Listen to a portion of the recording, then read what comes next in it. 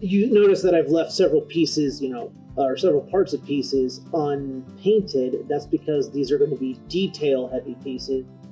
Sometimes I have to mix, like this leather color here is actually a mix of 4 different colors. It's 2 parts tan to 1 part brown to 1 part red to 1 part bronze to kind of give it a look of like fresh leather.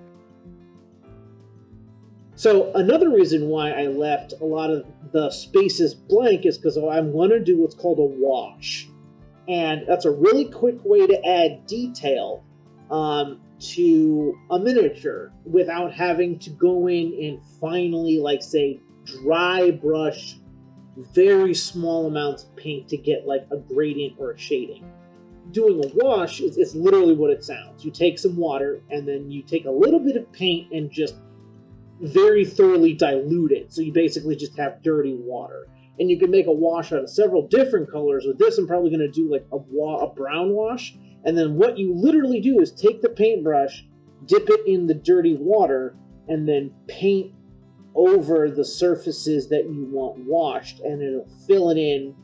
Like as the water dries, it'll dry the color on it, and it'll look detailed and worn, and the water will get into these little cracks and crevices, like on the fur, in the leather especially, and give it a detailed look as the water dries and leaves the paint residue behind.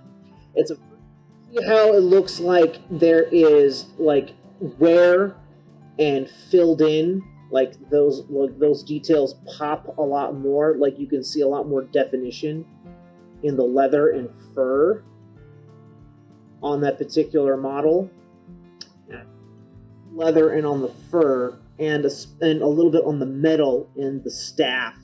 You can achieve a high detailed look by just literally putting dirty water. That's what it is. It's the technical term is a wash, but it's literally just dirty water. So like on this model, right, you see that it's all put together and has detail work on it. I did not wash the armor, like the red or the green or the bronze bits, because I want those to pop. And here we have the model that's been washed. Now, let me see if I can get it closer to the camera so you can kind of see. So it'll focus in, maybe.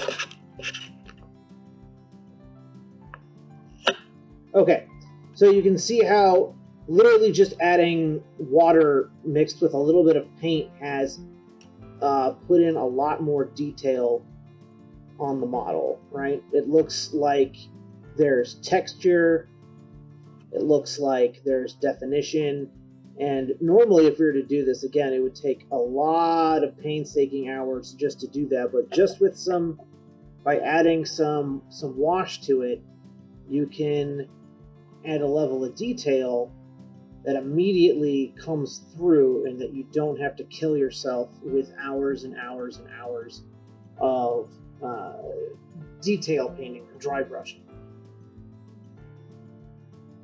And the detailing is done. So now all that's left to do is to assemble. So assembly could also take a while, just because you're going to have to wait for glue to bond. Yeah, we have all the green and bronze and red painted in. This is the culmination of your base coats, right, and your detail work.